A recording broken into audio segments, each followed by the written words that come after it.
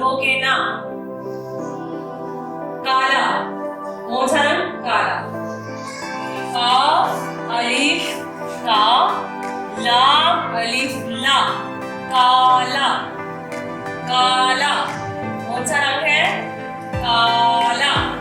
ठीक है, आगे हमारे पास रंग है सुर। सीन रे सुर, ख सुर। कौन सा रंग है? सुर। और ये कौन सा रंग है? सुर। ठीक है, आगे हम चलेंगे। पे छोटी है, पी, ला अलिफ ला, पी ला। कौन सा रंग है? पीला।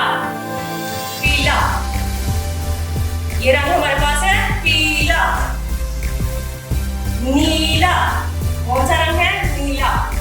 नून छोटी है, नी, ला अलिफ ला, नीला।